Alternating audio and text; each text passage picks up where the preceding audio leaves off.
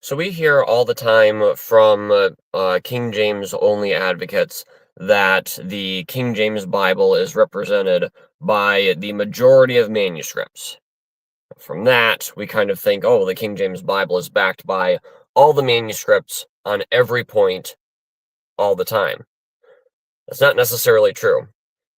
And of course, they have to live on that misunderstanding, that unpreciseness to actually advocate for King James Bible 100% perfection, which I don't think is justified. Does the King James Bible omit words from the text that are represented by the majority of Greek manuscripts and by the majority of Bibles? When KJV advocates say we need to follow the majority of manuscripts and reject the 1% minority readings in modern versions, are they guilty of oversimplifying the case, or are they being disingenuous? Are they, in fact, lying? Are the small differences between Bibles evidence of a conspiracy, as KJV only advocates claim, or is it simply evidence that humans can make fixable mistakes? Hi, my name is Joseph Armstrong, and welcome to the Bible Version Conspiracy. We're going to be getting on our third guest here in a minute. His name is Luke Carpenter, and he knows a lot about manuscripts and minority readings and stuff like this. He's made a study of it, and I appreciate him as a friend, and we're going to bring him on here in a second. And I'm going to apologize when he comes up because I know I'm going to do something, and I just want him to be prepared. So, Luke, I have a confession to make. Oh, first, how are you doing today? Fantastic. I am That's wide good. awake, Very ready to good. go. So I have a confession. I have referred to you as this before. I may accidentally end up calling you Scott because there's a big name in Bigfoot research whose name is Scott Carpenter. He Okay. died recently, but I've called you at least a couple of times on YouTube. I've been like, oh yeah, we're gonna have Scott Carpenter on our channel, and I'm just like, oh wait, I can't do that because he's not around anymore. So Yeah. please forgive me if I end up calling you Scott Carpenter. Okay. All right, so let's get right into our topic. I may end up making the screen just for, there we go. Maybe that'll work. There. All right. Yeah. So for now, I'll probably go with this layout. It makes us a little bit more, a little more visible. And then when we add our screens, it should be all set. So I've got a couple of opening questions for you, just so that we have a clear understanding of our purpose here. Our purpose here is not to, well, let's get right into it because it explains itself. So short answers, Luke, single sentence. If you want to just say, a yes or a no, that's just fine too. But basically, if you can answer within a sentence, that'd be great. Is the King James Bible guilty of violating Revelation 22:18 through 19 by adding to or deleting from the Bible in any of the passages that we plan to discuss, in your opinion? No. Nice. All right, I could get so more into why, but I don't think text critical issues or oversights on either side are inherently guilty of violating that passage. It's different if it's intentional.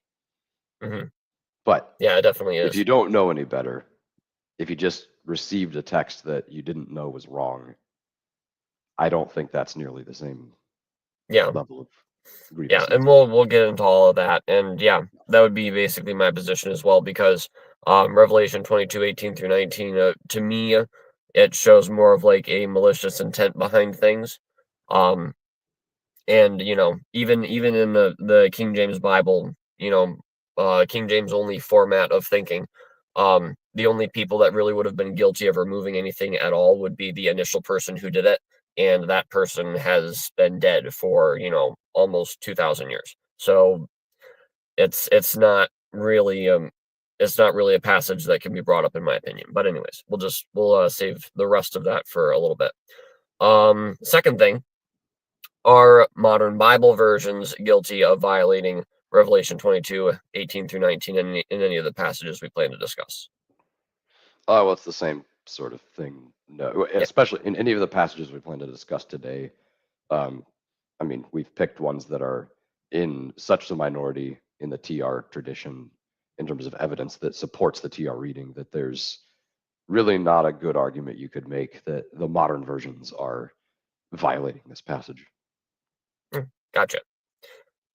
All right, so let me just check my notes real quick. It's gonna load. Haha. We are alive and working. Yes. All right, so I'll have you introduce yourself in a second, but first I'm going to give our purposes of why we are streaming today. What we are not saying is that God did not preserve his word. We're not saying that.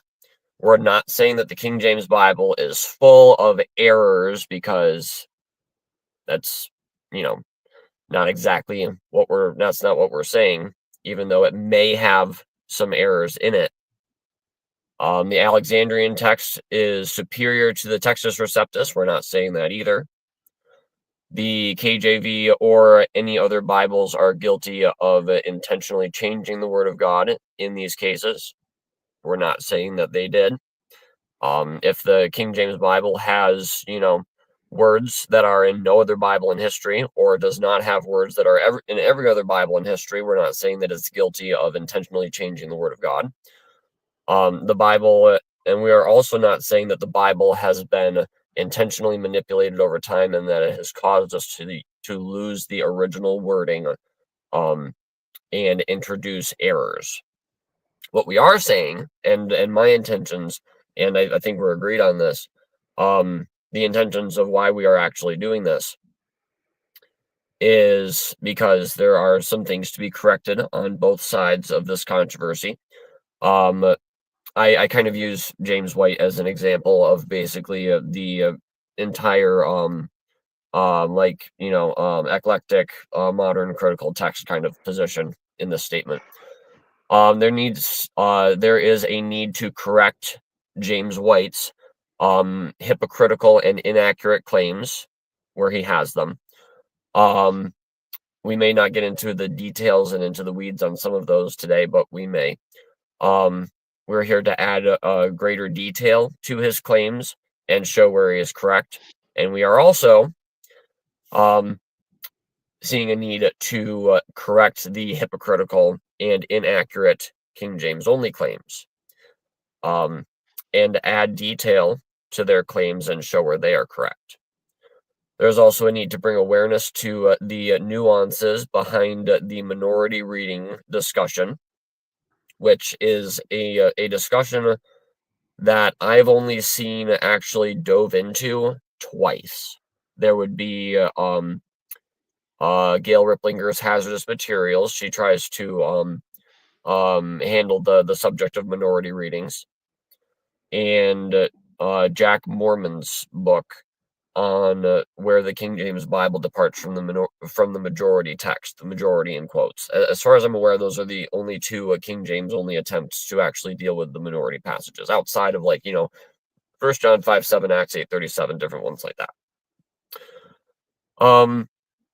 So bring awareness to the nuance behind the minority reading discussion. There is a need to highlight the differences between minority text readings in modern versions, where they follow a minority text reading, and the difference between where they do that and also where the King James Bible and the Textus Receptus follows minority text readings. Is predominantly, I would say that they follow. There's basically a difference between the minorities that they follow, and we'll discuss that. And there is also a need to stimulate thought and discussion and research regarding important minority text readings in the King James Bible and in a discussion that is pretty much dominated by 1 John 5:7, and that's like the only minority reading that most people seem to know about. So there's a lot more than that. I don't really I don't appreciate how people seem to think that once 1 John 5:7 is proved, then we know that everything is just squeaky clean as far as the King James Bible history. We, if 1 John 5:7 is true, then obviously every single minute phrase and word is directly traceable to the original autographs outside of 1 John 5:7. People seem to pretend that. I'm not saying that they are completely unaware of minority text stuff, but that's kind of, it seems to be the assumption from what I've seen. Um, so yeah, let's jump right into the discussion. And the first thing that I would like to, well, I'm not going to ask who Scott Carpenter is. We already introduced Scott Carpenter. Um, who is this Luke Carpenter? Currently, I am a software engineer in the Washington, D.C. area. I'm trying to leave because Washington, D.C. is not very hospitable towards your bank account or having a family. So that's coming on the horizon very soon. Before now, I went to college at Cedarville University, got a degree in computer science and cyber operations, and also there were Bible classes that I took along the way. All the text critical stuff came from before then, largely, not all of it, but most of the research that I did came from even before college, and it was mostly just a personal interest that I had and questions that I had myself. And like you said earlier with the minority readings, it every time someone like James White would bring up a new minority reading, I would think, okay, I have to look at this just a little bit and see, is he misrepresenting the evidence or something? So I ended up, and we'll get into this later, but I took a deep dive into Revelation, especially, and First John 5:7 now seems like a majority reading in light of some of these other very, very.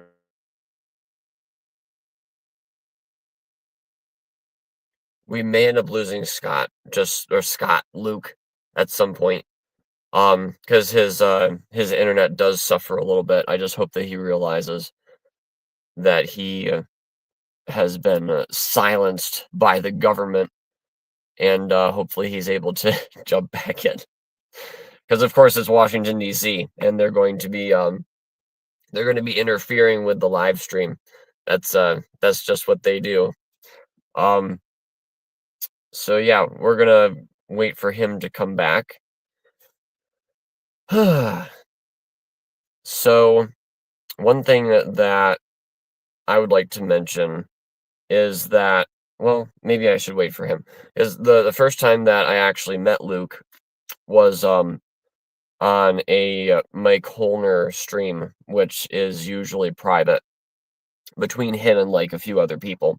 So we'll just wait for Luke to come back on, and we'll remind him that he skipped out around where he was discussing his research into the whole manuscript issue before he actually got into it.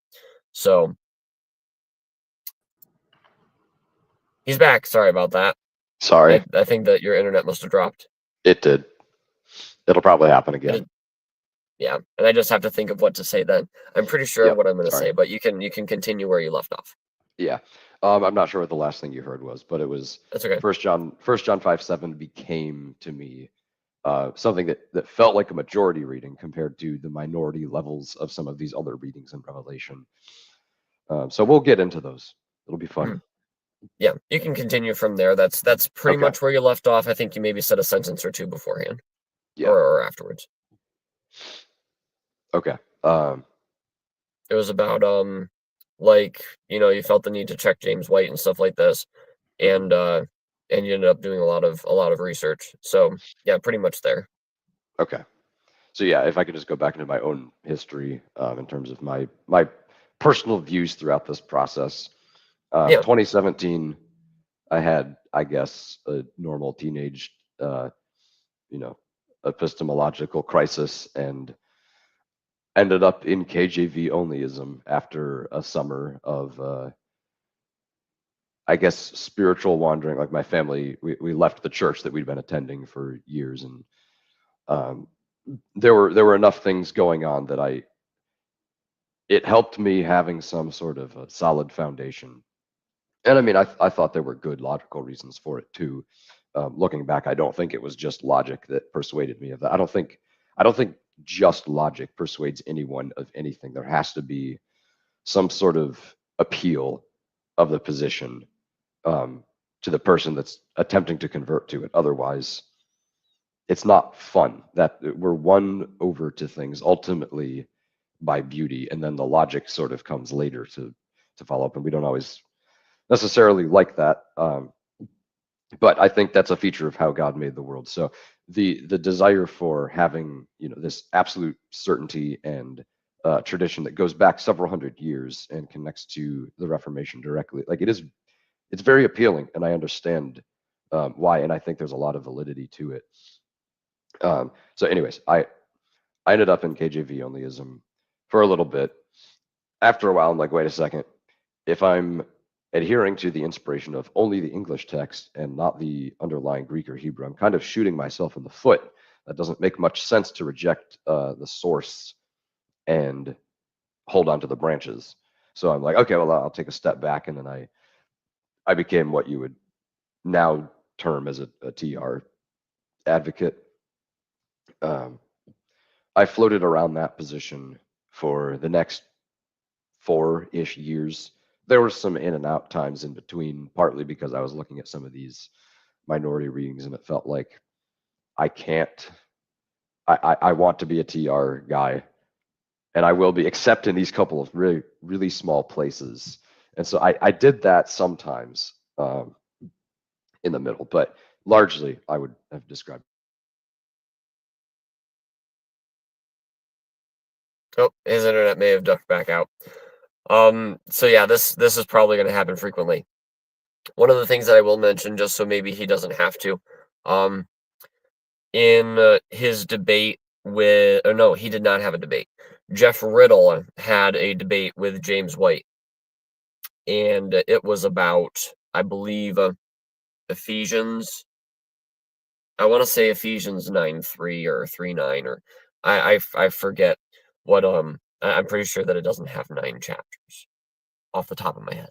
But anyways, it was about the minority reading in that in a verse in Ephesians, and Jeff Riddle actually refers to Luke Carpenter, as, and he mentions him proudly, and he says that Luke discovered another manuscript actually has the reading that Jeff Riddle was defending with James White.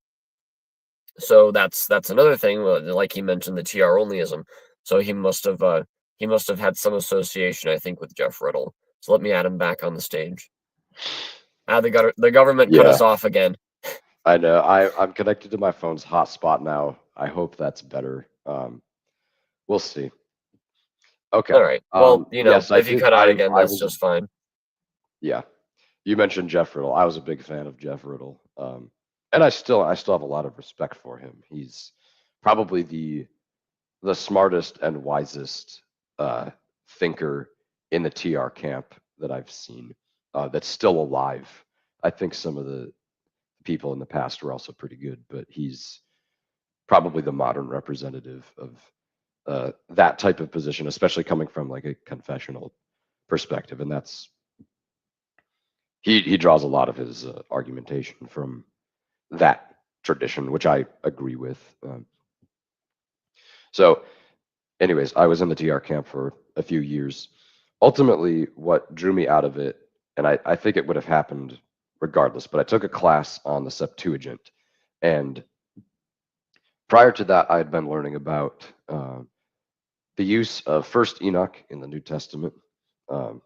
Big Michael Heiser fan. And I started just reading it myself and noticing, oh, there's places where, this thing in James that sounds a lot like this passage from First Enoch. Oh, there's this thing in Matthew that also sounds, and so it doesn't seem related at first, but it is. After I find multiple places where there's a very clear use or allusion to First Enoch in the New Testament. At some point, you have to say, okay, they were just using it. And you can't do the argument that some people do with Jude, where maybe actually this is an oral tradition that was passed down for thousands of years, ended up in the book of Jude, and then somebody later decided to write the book of First Enoch, found the little chunk from Jude, put it into the book to confuse people later on to make them think it was the other way. But Yeah, I've heard ultimately, that. when you look at the book of First Enoch and you start finding all of these other connections, to claim that it was reverse engineered, you could still do it, but the amount of ad hoc reasoning that you have to employ in order to do that, it grew to be way too much.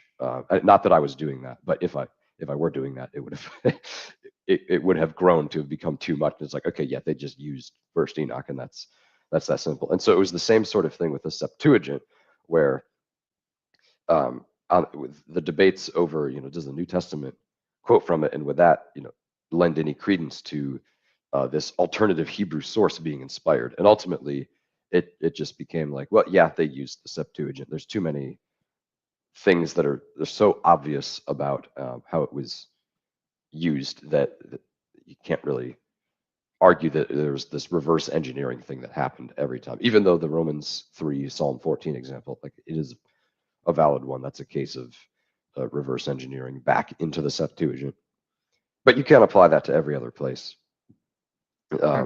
So that the logic of that class helped me realize, yeah, some of these TR readings, it's too much intellectually to maintain this sort of ad hoc reasoning in different minority readings, depending on exactly what the state of the evidence is. Yeah, so that kind of led you out of the Textus Receptus only camp. That's Water correct. break. Yep. Alrighty. Well, thank you very much for that. So Yeah. let me grab the next little point. How long have you been a Christian? Since childhood. Likewise. Yeah. Likewise. We'll have to talk more about like your history and stuff like this probably off air, and we definitely are going to have you back for a discussion on Enoch and Okay. the Septuagint. That would be awesome, I think, if you're down. Sure. Sweet. So do you have like I would imagine that you don't have like a specific degree in this No. whole field. What would you say would be the main reason to lend you credence for it? Like what you're saying.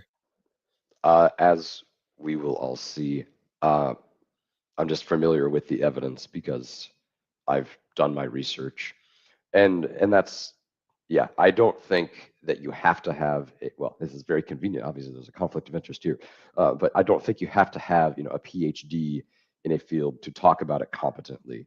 And actually, in fact, when I was at Cedarville in some of these classes, like the Septuagint class, I I would bring up text critical points occasionally, and the professors would be like, "Oh, yeah, that's a good point," and they're the ones with the PhDs, and they're not conceding to me, but they're considering the things that I have to say as being valuable. There's another class that I took. It was taught by a man. You could look him up. His name is Dr. Michael Shepard. Absolutely brilliant, fluent in all of the biblical languages. I was in his class for several weeks before I realized he wasn't reading an English translation. He was reading the Hebrew text of Isaiah and translating on the fly. Um, Hmm. so, and his text critical approach is unique compared to everyone else I've seen. And so he would follow like the Septuagint form of Jeremiah, which is an interesting decision that nobody else has done. But in a class on John, one time I brought up John 3:13, the phrase "which is in heaven," where Jesus says that he is both on earth and in heaven at the same time, at least in the majority text. And he was using, a critical Greek text, and left out the phrase. So I raised my hand and I'm like, "What do you think about the Byzantine flavor of this verse that ends with, the Son of Man, which is in heaven?" And he was like, "I don't know. What do you think about it?" I'm like, I think it's just a case where the minority of manuscripts in this case that happens to be in the critical text is wrong, and it was dropped out because it seemed weird. And he's like, yeah, I think that makes sense. I think you're right. Hmm. So, anyways, that's a little too much on credentials. No, that's fine. I That don't does have actually kind of actual make sense. credentials, but I'm familiar with what I'm talking about. And I'd say the same about like James Snap. I don't know if he has credentials, but he's much more knowledgeable than I am on all of these things. So Okay. Yeah, I've seen a little bit with him. And we've had a little bit of back and forth online, but not an awful lot. But yeah, he seems to be he's a he seems beast, to come highly walking recommended. library. Yep. Yeah. So let's see. So the background, got it. You said that you used to be KJV only, and you kind of talked about how your views changed. We already covered that. What are the major reasons why you changed your views? Okay, we already talked about that too. And you're obviously not advocating for the so-called Alexandrian or so-called Westcott and Hort. Did now? Could I go back to that question briefly? Sure, go ahead. Yeah, I would, for the KJV or TR people listening, I know that the thing that you think of next is, okay, what text are you advocating for? If you don't have anything to replace the TR, then what are you even, what usefulness do you have in this discussion? And I think, there is I understand the impulse, and I actually agree with the impulse. I think that is a valid question. And the conclusion that I came to during this Septuagint class is, okay, if you're a TR advocate, there was some point in history where the TR did not exist, and you would have to say the true readings, they do exist in the manuscript tradition somewhere, and somewhere that's accessible but not necessarily all bound within one volume. And you wouldn't necessarily be able to distinguish between some of the finer points. So I'm just applying that logic to the present. I think we will have a finalized, standardized text in the future, but I don't think we're there yet. I think there's more work to be done. The TR, I think, is the last major step in that process. The critical text stuff has largely been a regression. There's some valid points from it, but not because of being part of the critical text, but simply because of correcting some of these more awkward minority readings or things of that nature. Okay, that makes sense. Thanks for adding Yeah. the nuance on that one. Let's see. So one thing that I had wanted to ask is, do you think, because this is something that is fallen back on, I think, by Gail Ripplinger, who is another person that may have had that emotional draw to King James onlyism, considering how unstable her life was before she seems to have accepted it. And also Doug Levesque in his recent debate with James White. They seem to fall back on this idea that the King James translators diligently compared manuscripts and ancient versions that we no longer have access to. Where someone like James White would say that they only assessed printed texts. Do you have any knowledge about that? What they actually had in front of them? Because I think the major assumption with the minority readings is, oh, the King James translators, they had some reason for doing every little thing that they did, and they were obviously, they obviously had, Greek manuscripts or Hebrew manuscripts or whatever that, have disappeared. Yeah. What would you think about that kind of argument? Yeah, I think they likely used printed texts. There was a discussion about this in one of the Facebook text critical groups recently as a result of this debate. And it seems like there actually were a couple of places where they did actually have individual manuscripts that they were using. I think I would want to verify all of this. So my inclination is from these different data sources is that there's printed text that they use the majority of the time, and occasionally they bring in an outside manuscript or some other personal thing that they've seen in their past. However, it's really convenient when you can just use that argument for every single minority reading that you encounter, because especially, so I like to stay at the level of the Greek text most of the time. In Revelation, especially in the TR, there's so many places where there are weird little one-off readings that only the TR has and nothing else in the history of ever that we can see has this. And it's very easy to appeal to, but there were other Greek manuscripts that they must have had access to because they could have corrected this and they didn't. So why didn't they? We must assume that they had them.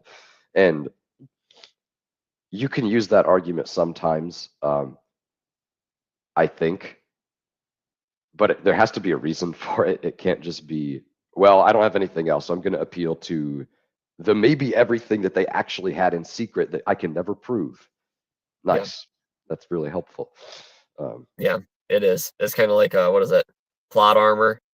But yeah, I think that Mike Holner, actually, the guy by whom we both met, right. I believe he actually uses that argument for the King James Bible stuff, saying that, oh well, all the manuscripts and everything that have been destroyed, they must have all read exactly like the King James in every single one. And so as you if have I to understand be willing what he to is saying apply correctly, that then he does. consistently, even on the critical text side, because when it comes to 2 Peter 3:10, which is something that in the NA 28 it reads completely opposite to every Greek manuscript in existence. To be fair, 2 Peter 3:10 is pretty messy, but it changes the reading of the Greek text to something that isn't found in any Greek manuscript, and that makes TR advocates, sometimes explode and be like, aha, see, sometimes there's places where the critical text doesn't care about evidence. But the fact is, there actually is versional evidence for that. And I'm not advocating for that reading. I'm just saying there is versional evidence, and you can assume based on the versional evidence that there were Greek manuscripts that read that way that we don't have anymore. So you have to be willing to apply the same standard to all facets of evidence, especially when it comes to the ending of Mark. There are manuscripts that say in them, there are other manuscripts older than me that don't have this ending. We don't have those anymore. There's only 2 that exist that don't have the actual, verses 9 to 20. But we have manuscripts that say that there were others that didn't. So I'm do you also know how not old those advocating. manuscripts would be? I think Family 1. I think all the manuscripts of Family 1 say, is it Family 1? I think so. Say, there's older manuscripts that don't have this reading. Now that's interesting because, the King James position, it seems, since at least David Daniels and Chris Pinto, is that Vaticanus and Sinaiticus are both, 16th century, maybe 18th century forgeries. But if there's manuscripts that are older than where they're claimed to have sprung into existence that didn't have those verses, then that kind of makes the argument a lot more muddied. There's that's a whole nother. Let's not get into that because Let's not. Yeah. I think James Snap James Snap has done a pretty good job of addressing those sorts of claims. And even, okay, I'm getting into it. I'm going to cap it at 30 seconds. I can't speak to Vaticanus. I can speak to Sinaiticus a little bit. Just look at the readings in Revelation, because that's the place that I focus on. There's places where it matches manuscripts that nobody knew about until afterwards. So it'll match, P115, P47, and like Alexandrinus, and that's it very consistently in several places. Okay, that's the 30-second cap. But I'll stop. I get you. I'll help you stick to your 30 seconds. The readings are too close to other manuscripts of the same age, unless you want to claim that they're all fake. But yeah, I don't want to reinvent the wheel every time we have any text critical discussion. And some people like to do that and say, well, we need to chemically date test these manuscripts before assuming that the way that this field works is you have to be able to trust somebody else at some point. You can't assume that they're all out to get you. Otherwise, you're never going to get anywhere and spend your entire life reinventing the wheel. So anyways. Yeah, that's kind of the track that maybe Daniels and I know Gail kind of rolled down. But anyways, and I would love to see the manuscripts tested chemically personally. What Oh, for I would sure. want to see specifically is the ink be tested on Sinaiticus, but I'm definitely leaning toward it being a 6th century document. At least apparently that's what one guy has said. That examined it before Tischendorf actually discovered it. But we've talked about that before, and we can get into that more later. So let's see. We talked about the manuscripts with the King James translators. Did they work solely from printed Hebrew and Greek text prior to English versions and other contemporary translations into other languages like James White claims? Okay, we can do that. And then you got a whole bunch of red text after that. Yeah. Is there anything that you would like to specifically talk about with the random points that I'm just pulling here for now and can be shortened out later or sorted out later? I kind of covered some of these things. I'll try to. Okay, where are we? 36, 35. Cap me if I go past like 2 or 3 minutes. Just interrupt and say let's move on because I'll keep rambling. All So right, so 36:45. Go yeah. for it. Okay. When it comes to making text critical decisions, I think it was helpful for me to reframe the entire thing by thinking of, okay, how did we get scripture and how do we interpret scripture? When you open the Bible, you don't flip through the pages of the Bible looking for a dictionary to define what words mean. The Bible assumes that you know what words mean already, outside of itself. There's other sources of authority and revelation, even besides scripture. And so, one of the verses that in the last couple of months has sort of stood out to me is 1 Corinthians 11:14. Does not nature itself teach you that it is a shame for men to have long hair?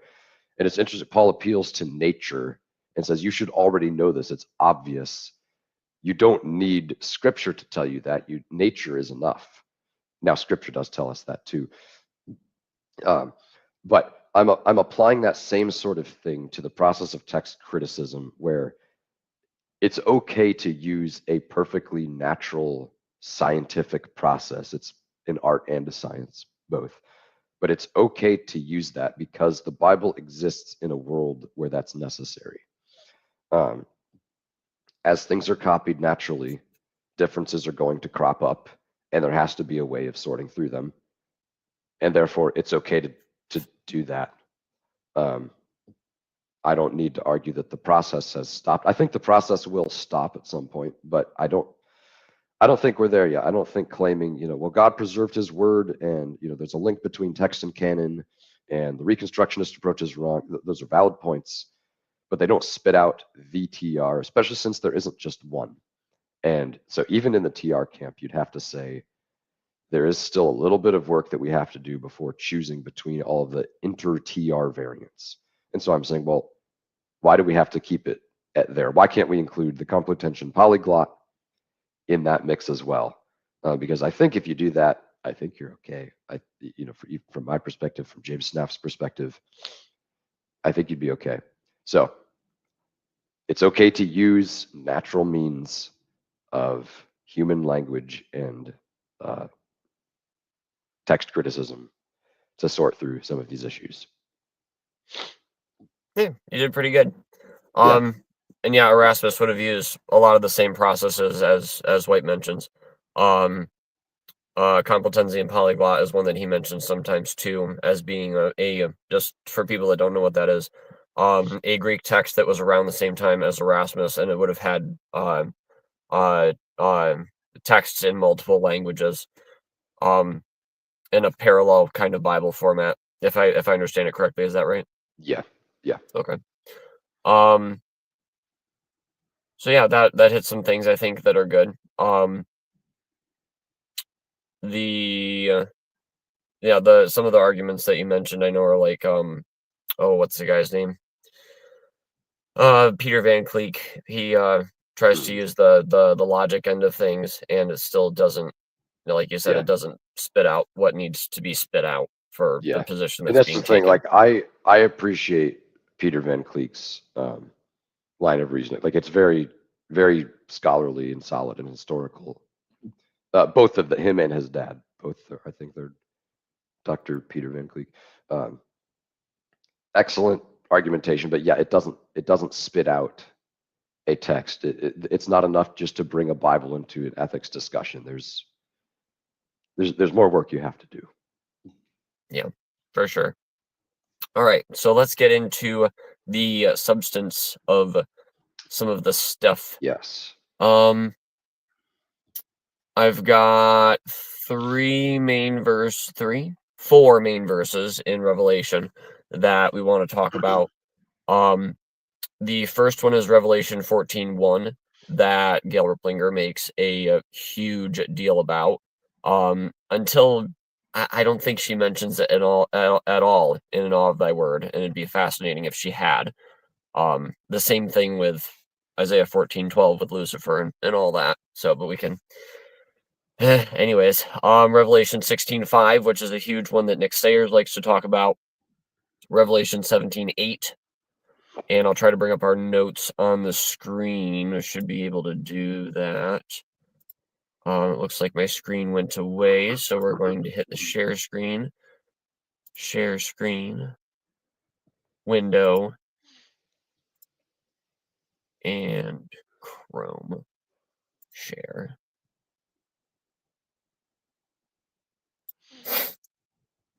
And we're both battling absolute devastating illnesses, so that's why we go once in a while. Yeah. And it sounded maybe a little stuffed up. I sound worse than I feel.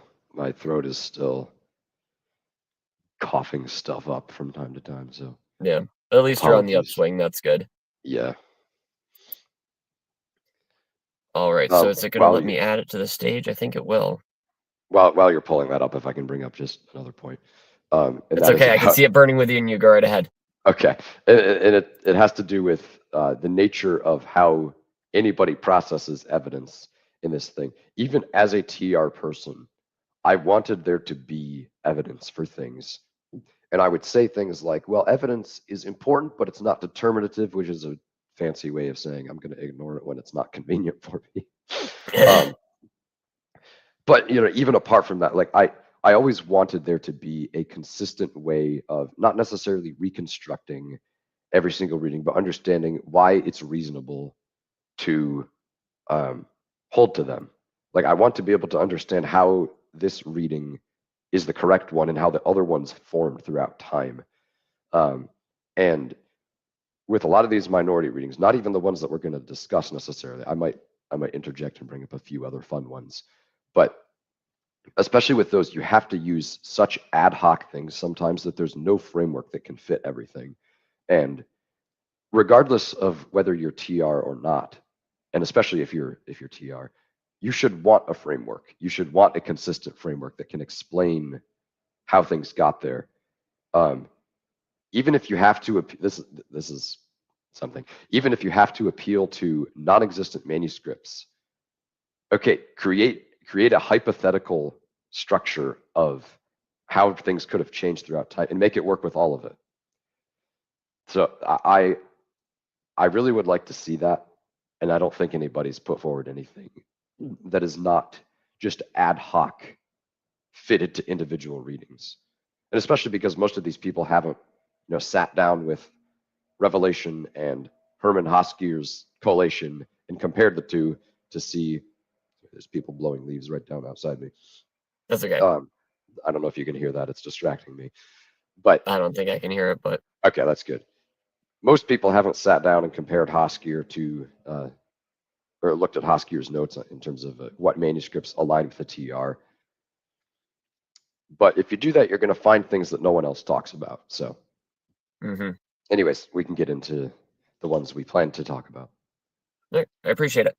And one thing too, our co-conspirators, our little band of traveling minstrels that is in the background that supports this channel. If I haven't run it past you yet, but the plan is to allow them to have access to these notes so they can view them, not so they can edit, and so they can actually review all of the notes and dive in it deeper.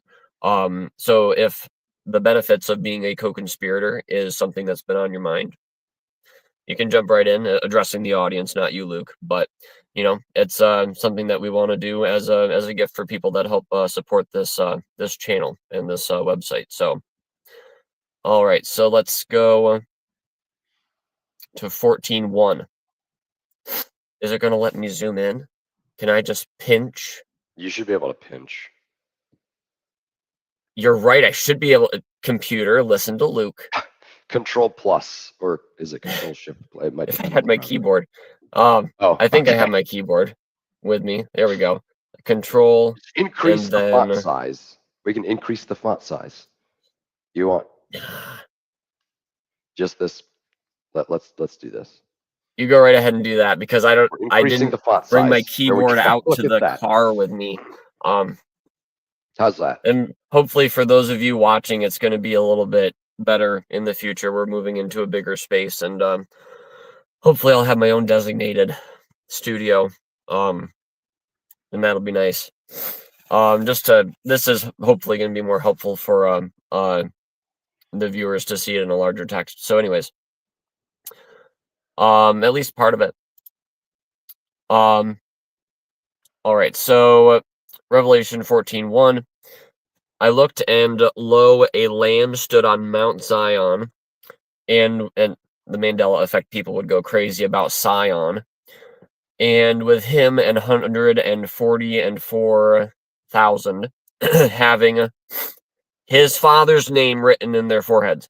Now, we're going to get into this, but the modern critical texts, modern translations, pretty much everything except the ones that are strictly from a TR lineage. I don't know what the New King James does, but they don't have the bracketed phrase right here, his name and Gail Ripplinger loses her mind about it and says that, that's showing you that you're going to have your feet firmly planted on earth. She's obviously talking, before the rapture or something else. I'm not quite sure what point she's getting at with the feet thing, but she's like, this, we're adding this here is going to have you accepting the mark of the beast before you accept his father's name, and the King James Bible just has you accepting his father's name. So this passage in modern translations, they add these frightening 3 words, his name and this is teaching you to take the mark of the beast. So that's exactly what she says in New Age Bible versions and in her presentations. And I looked up recently to see what the Wycliffe Bible has, which is, to my knowledge, is the only English translation of Revelation that predates the Textus Receptus, because then Tyndale kind of seems to just be next. And it has. Wycliffe is Vulgate. What's that? Yeah, Wycliffe is the Vulgate in English. Yeah. So that would make sense. Depending too, because I know Gail says that Wycliffe would have used Latin texts that weren't Vulgate, but that's because she's very anti-Vulgate. And she says that a guy named John Purvey actually changed changed Wycliffe to, after his death, changed Wycliffe to match the Vulgate, and all of the copies that don't match the Vulgate have been destroyed, and we obviously have very few Wycliffe Bibles left. I know that's her argument from In Awe of Thy Word and Blind Guides. She gets into that. So, but I also have not gone to check what the Old Latin says in this passage yet, but I want to. And I'm almost positive that it's going to say his name and. It does. Yeah, I figured. It's the same thing with what she pretends about Lucifer in the Vulgate in An Awe of Thy Word as well. Just absolute total subterfuge. It's insane. But of course, when it comes to Gail and people that follow her kinds of methods, if like you're saying, if the evidence supports them, the evidence. If the evidence doesn't support them, that's and forget about it. So, but yeah. Anyways, that's what Wycliffe says. Okay, so I have some things typed out.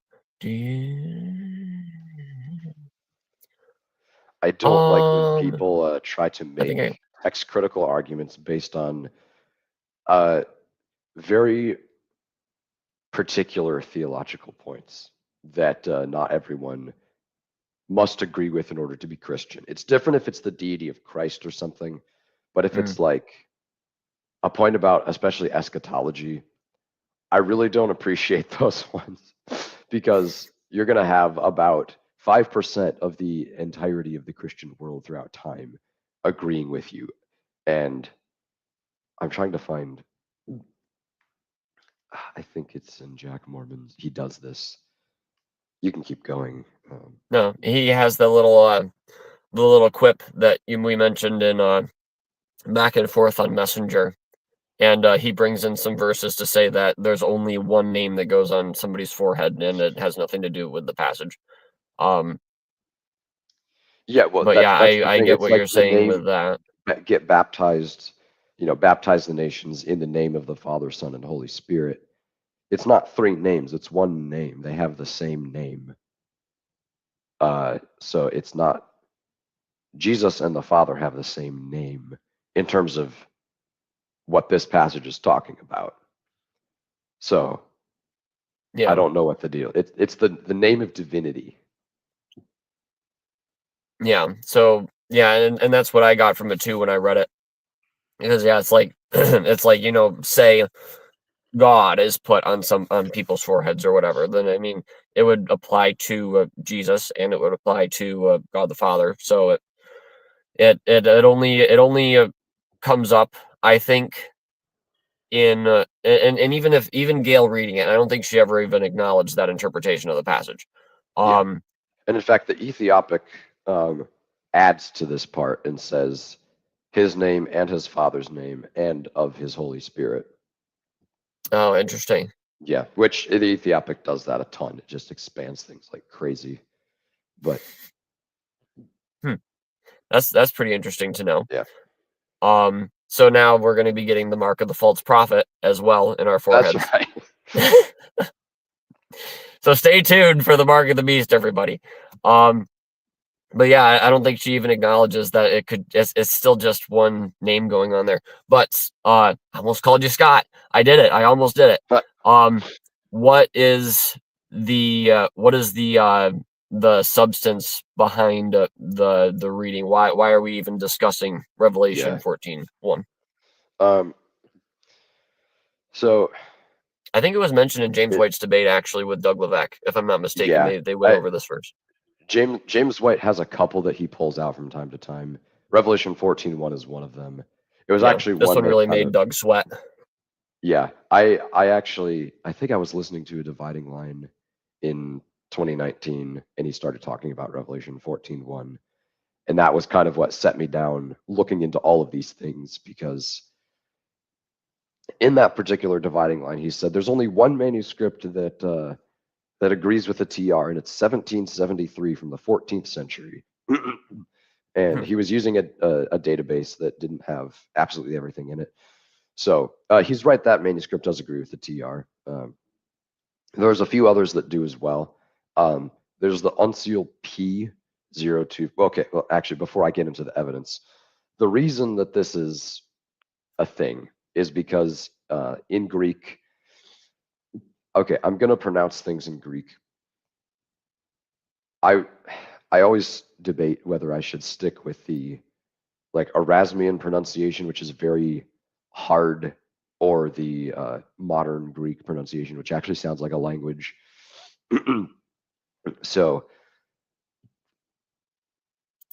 So one I thing too, guess if you want your screen up, just let me know. And you okay, can share that in, and we'll share that in yeah, case you have to use your stuff on your end. yeah. Well, no, I'm looking at the same thing that you are right now.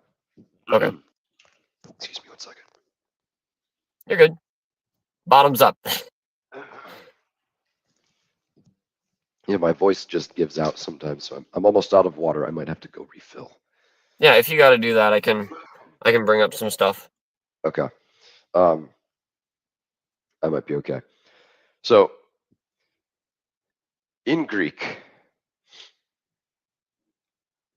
the critical text says to onoma aftu ke to onoma tu patras aftu. I don't speak Greek, by the way. I just know how to pronounce things, sort of, and I'm probably doing it wrong.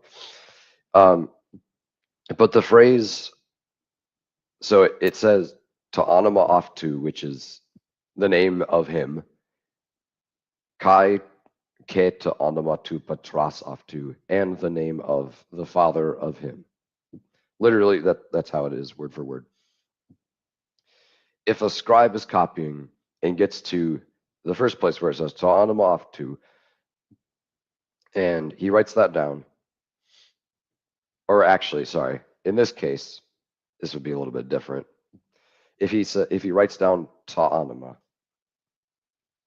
and then he copies it down, and then goes back, and his eyes skip forward to the second occurrence of the phrase ta anima, then you've omitted the intervening text, which is of him and in English, and so it just says having his father's name written on his forehead. Mm-hmm. Yeah, which this would even be a Trinitarian verse with both of those mentions. I was just thinking, and there's a specific, and I've done that before in typing things out and gone back and been like, oh shoot, I skipped to the next word where it was, where it was the same word that where I ended at. Yeah. What is that called again? It's not homoteleuton or whatever. It's something else. Parablepsis by homoteleuton. Yeah. Okay. Cool. So basically, the argument is. And Gail has actually changed what she said. Originally in the New Age Bible versions, she said that based on a very small minority of manuscripts, the modern versions have added 3 frightening words to this text. I believe it was this passage, and then she said that in the 3rd edition. By the 5th edition, that part about the minority was removed because James had actually criticized her for saying that, and it just kind of, was swept away. But the argument still remains there. She just doesn't blame it on a minority reading because it's in like almost everything. Yeah. But what is the like you said, James gives the impression that there is only one manuscript that has it in there, and that's because it was part of a commentary, or is that a different passage? I might be crossing wires here. Yeah, that's 2124. We'll get to that a little bit later. Yes. Yeah, this is actually, in terms of a minority reading, this is probably the most mild out of all of them that we will discuss. Okay. There's actually, so you can see in the screenshot here, I don't know if people are watching this, but there's the Uncial P025 from the 9th century. That agrees with the TR. The manuscript Erasmus used agrees with the TR. 2053 is actually, that agrees with the TR in the text and the commentary. And that's, you could actually make a case that's sort of significant because this is a manuscript that contains commentary from, I don't know how to pronounce his name, like Ecumenius or Oikumenios or something. I don't exactly know. He's, I think, 6th century Greek commentary. Right. And so this 2053 is kind of the head manuscript of his commentary tradition. There's really only 2, I think, that contain the commentary in full. And that's 2053 and 2062. In this case, 2062, I don't see it in my other list. 2050, that's 22. I'm not seeing it there right at the moment, but yeah.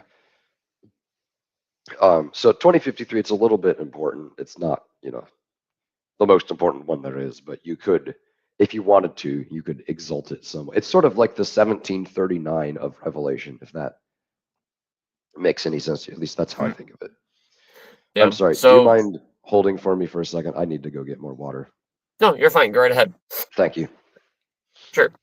So I'll talk about while he's gone.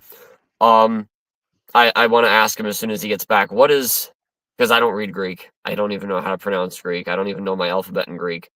So, but there is a little piece right up here that looks a little bit longer than any of the other Greek phrases. And it has a lot of blue letters after it, and those are all different manuscripts. So I want to see what that actual part is. I believe that would be the part that has the 3 added words that, are teaching people to take the mark of the beast. And that would be the well-attested one. And then there's probably some variations on it, these next 3, if I'm reading things right. That's probably Yes. what I'm thinking. So just wondering, the top reading under Luke's editions, that one would be the one with the 3 added words. The top Yes. one with all the blue letters after it, and then Yes. there's 3 more after it. Are those other variations that you want to talk about? Excuse me again. That's okay. And when I saw you going completely bottoms up, I was like, "Yep, he out of water." I didn't expect it to get this bad. So bear with me. That's Yeah, okay. the one underneath that says 792. That just The says second the one name. down. Yeah, that would read his name and his and the name of the Father instead of the name of his Father. Okay. The one underneath would be his name and his Father. The Okay, one so that's the underneath third that, one. yeah, the one that says 2344 is just his name. Okay, is that just his name or just the Just name of the his Father, name. basically, is Just what you're his saying? name. Yeah, it would read having his name in their foreheads. Okay, so which one is the one that is like the King The James Textus TR. Receptus reading? The next one underneath that starts with P 2814, 2053, and Okay, there's so that also would 17. be right there. Yeah, 1773, 2429, 2065, 2428. Oh, and this, okay, I forgot.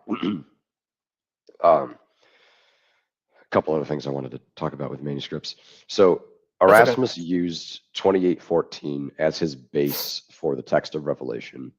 I know that there are many discussions about maybe he had other manuscripts that he used, and that explains some of the unique things. It doesn't, at least not in every case. And he did use multiple manuscripts when he went around Europe looking at them and taking notes. However, when it came time to print his text, he had a handful, maybe half a dozen, maybe a dozen. But with Okay, for the whole New Revelation, Testament, is it true that he would have had one manuscript for Revelation? yes, he says that. Okay. I don't have the quotation in front of me. To be fair, he does muddy the waters a little bit with some of the things that he says, because he does, when referring to his thing with the end of Revelation, responding to accusations later, he does use the plural and say, there were some words missing from our Greek copies, so we added them from the Latin. I don't That's fun. necessarily So want now to. Yeah, Erasmus is correcting Erasmus is correcting the King James Bible with the Latin Vulgate of the Roman Catholic Antichrist, Whore of Babylon, basically. Well, looks like he froze. Of course, with his mouth open. All right, so I'm gonna take him off real quick. So let's see. We'll go back here. When he comes back in, I will add him back on the screen. Let's see. Yeah, so like he said, this is a pretty mild one because it does have some different things that actually support it. And by the way, I know you guys are asking questions, you're leaving comments, stuff like this. I will hopefully be able to get to all of those at the end of the stream. I do want to at least look through them. We may not get too sidetracked from the actual subject because I saw there was some about the Trinity. We are probably that's a huge subject that's going to be better at another time. But I'm gonna see if I can add Luke back in. We'll have to see if he's still catching flies or not. Yeah, I think. Oh, I heard him clear his throat. He is back, ladies and gentlemen, and Cool. better than ever. Yeah. All right, sorry about that. You kind of froze with your mouth open, and I was just like, I did. "Oh shoot!" What was that? As soon as I interrupted you too, and I was just like, "Oh no." I forgot what I was saying. That's okay. Oh, the thing about Erasmus and manuscripts of Revelation. Yep. Yeah. The fact is, he said multiple things that at its face, it's contradictory. And so we're required to do interpretation of what he meant. What Erasmus meant. Yes. So in one place he says, I used only one manuscript, for the book is rarely found in Greek. In another place he said, there were some words missing from our Greek copies, so I added them from the Latin. It can't be both. It has to be one or the other. It's either exclusively. He was at least aware of other Greek copies. Yeah, and so I think Jan Kranz has a good explanation for this. I'll just defer all of the comments I would make to him, and we can talk about those at a later time if necessary. But the places where Erasmus had other manuscripts, he mentions them in the annotations. If it's not in the annotations, he didn't have like all of this library stuff just in his brain. He didn't know about all of these readings when he was doing this stuff with Revelation. So largely it's just the one manuscript, and that's 2814. And I was originally saying there's a relationship between 2814 and 2186 and 2428. 2814 and 2186, Hoskier was pretty confident they were both copied from the same parent. So they usually agree on almost all of their readings. In this particular place, unfortunately, 2186 is defective, so it doesn't help us. But 2428 agrees with 2814, and 2428 is something that Hoskier did not have access to, but Joseph Schmid groups it with those two, and it's not as directly related, but it's much, much closer. It might be a cousin. And that agrees with 2814 in Revelation 14:1. So likely it was the parent or the grandparent of these manuscripts that read this way. Alrighty. Let's see. So have we like to what have we covered Revelation 14:1 to your liking yet? Yes. Okay. So for now we'll move on to the other verses. Okay. I don't have a ton of time left. What is there in terms of what you were wanting to do for wrapping up? And before that, there's I guess we're just gonna have to do a second session because there's no way we're getting the rest of that. That's okay. Yeah. We don't have to go into the weeds on all of them. Were you still cool with an hour and a half, or do you need to skip out before that? I could do like another 15. Okay. So we'll be getting into about 24, so an hour and 24 minutes probably. Yeah, that seems fine. Okay. All right. So we have all the background established anyways. Yes. So basically what I want to know for the stream is why these are considered minority readings. Like, is it like one manuscript that says it, one that doesn't? Basically, and the main reason why I reached out to you at initially anyways, well, not initially, but the reason why I reached out to you a few weeks ago was because I want to do my own research into these minority texts to try to establish what I think about the whole Textus Receptus, absolutism kind of discussion. And one of the things that I decided was that I would basically attack the like actually, go in and research to the best of my ability the reading that would be the least likely to be correct in the Textus Receptus King James tradition, just to try to determine what is actually going on. Nick Sayers has defended this next verse an awful lot. But basically, I would want to know why it would be significant as a verse that is very likely to be incorrect in the King James Bible, and probably exactly the same question for the next three. So maybe we can hit them real fast. Okay. I'm sorry. What? We don't obviously have to go like rapid speed, Sure. but cover them enough so that we'll have to cover them enough so that people that are watching are just like, oh, well, that makes sense. That definitely needs to be addressed. So Yeah. With Nick Sayers on Revelation 16:5, I've read his I guess book on it. It's been about 5 years since I've read that. I appreciated the material, but I feel like so his argument is basically the holy name of God, in its full expanded form, means which is and was and shall be. And so in this place in Revelation 16:5, when the manuscripts say is and was and holy, or the Holy One, or whatever, that holy is actually a placeholder for the remainder of the phrase and shall be. And so he says, when you know this, the manuscript evidence for the phrase shall be goes from 0 to 100 instantaneously.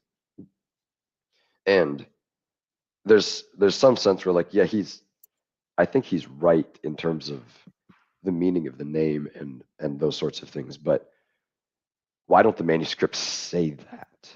Why wasn't it? I don't want to assume my conclusion, but why did John not write it that way?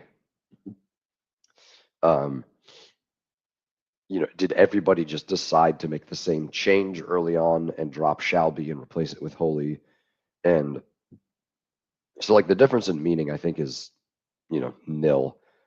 yeah, But why would you go through, I mean, years and years of compiling stuff and arguing to conclude that, ultimately it means the same thing and it's saying the same thing?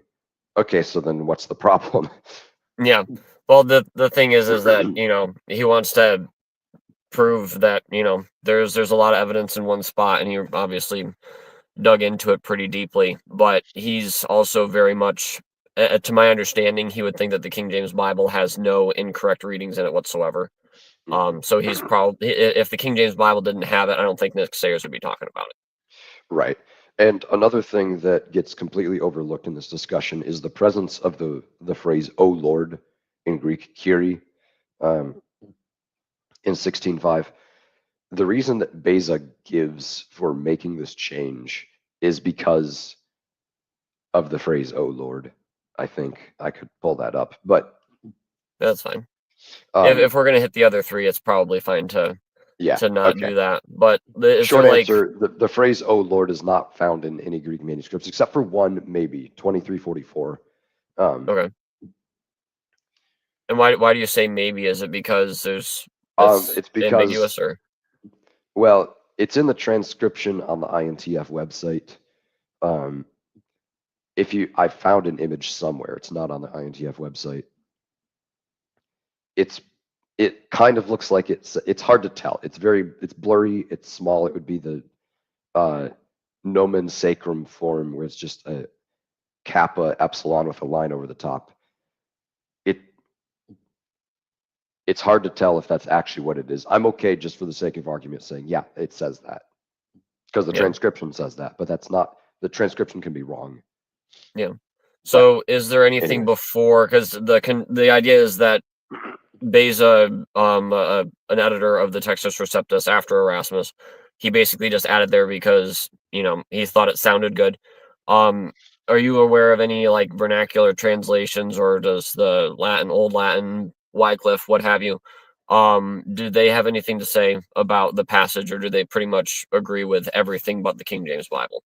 I think, in terms of agreeing with shall be, I think Nick Sayers lists all this too. There's the commentary of Beatus of Liebana from the 9th century, which is Latin. Um, there's the Ethiopic, but all of them are, it's a little bit not quite there. Like, I think the Ethiopic just says, which was and shall be, and omits the middle one. And Beatus's commentary, I don't remember if it has, oh Lord, I'd have to check. So, there's not, but in terms of the majority of other versions, like, yeah, it matches, which is and was holy. And that's just what they say. So you would say that this is probably, about 99%, this is not an accurate reading in the Textus Receptus, or would you say that there's a little bit better chance? Yeah, I've no issue saying that is not what God inspired. So John didn't see that reading after he was done writing. Right. Now, I think the meaning is the same. Yeah. I think Nick Sayers is right on that point, but I don't think that gives us warrant to just swap out words. Yeah. There's an interesting, Revelation 14:5, there's an interesting case of swapping out a word for harmonization purposes. We don't have time for that today, but I'd love to get into that later in a different segment. Yeah. So Revelation 14:5, you said? Yes. All right. That sounds good. We can do that at some point. Are we probably good to move on to 17:8? Yes. Because it looks like we've got another 10 minutes or so. Is that about fair? Yeah, that's fine. Yeah. Okay. So 17:8. The beast that thou sawest was and is not and shall ascend out of the bottomless pit and go into perdition, and they that dwell on the earth shall wonder, whose names are not written in the book of life from the foundation of the world, when they behold the beast that was and is not and yet is. Modern translations do not include and yet is. Are those because is this because the Alexandrian text is trying to cover up the truth about the Antichrist, where yet is not in modern Bibles? And if not, is the KJV guilty of adding to the words of God? Or is there something more going on here? I think saying that it's covering up the truth about that assumes it's talking about the Antichrist. But that's why Yeah, well, assuming that the even beast for is the Antichrist. that's why I don't like arguments from eschatology, because you have to assume Yeah, certain and things that's like about 80% of all the arguments Gail Riplinger has ever made are and arguments from her own especially in eschatology. Revelation. Oh yeah. So the issue is the last phrase, and yet is. Pretty much any other Bible you pick up, it would say, and shall be. I mean, let me just pull up to make sure that I'm. So, and then the Greek phrases are down here in the red. The TR says this, and pretty much everything else says that. Yeah. So I think you're pulling that up right now. But what is the basic background of this one? Jack Mormon has this in his book on the majority text. Yeah. So Jack Mormon says, keep in mind that the context of the reading is future tribulation, not John's day. It strains the sense to be looking at something that will come. Again, don't love the argument from eschatology that I would disagree with. The issue is in every manuscript. To be fair, there's like 9 different variants here. They all basically say the same sort of thing, and will come and shall be, with some variation. In the manuscript Erasmus used in 2814, it said this by saying Kai Paristin. Sorry, my voice is really going. Wow. That's okay. Yeah, do what you can. Yeah. if you change the alpha in paristin to an epsilon, and then change the spacing, you get Kuiper estin, which is and yet is. There's nothing at all anywhere in the world that we've ever found that reads like this. And I know that you can argue, well, like Jack Mormon does, Sinaiticus and 31 Andreas manuscripts and the Sinaitic Syriac can translate virtually the same as the KJV. That's nice. It's not the same thing, though.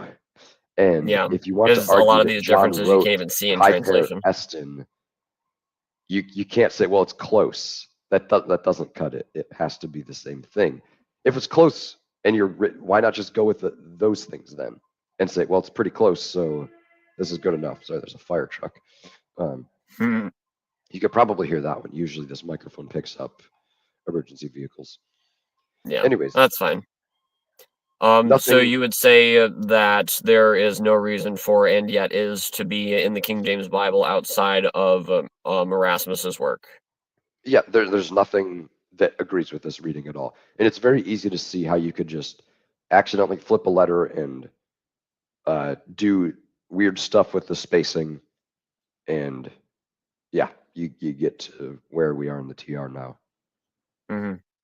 So, this would almost be a verse that Nick Sayers wouldn't be able to defend, in your opinion. Yeah, I mean, I'm sure he would love to do a 24-part response series to this little clip.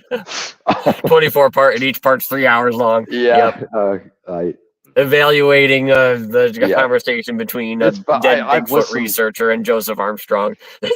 I've listened to some of those before. I kind of like them, honestly. I just don't have the time for them anymore. So yeah, yep, I hear you on that one. Anyways, I don't think you can defend this one. I've never seen a good defense other than, well, Sinaiticus is close. That's not good enough. Yeah.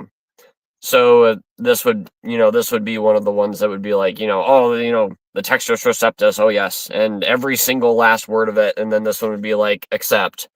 So yeah, and this is a case where it's like you don't have versional evidence, you don't have Greek evidence, there's no church father that quotes it, you have nothing before Erasmus. It's a little weird. You could defend that if you want, but I'd rather not cut myself off from history in order to maintain the inspiration of this particular error versus just saying, yeah, Erasmus messed up. I gotcha. Yeah. So you've pretty much covered this one to your satisfaction? Yes. Okay. So I know that there is a lot more to be said about Revelation 21-24.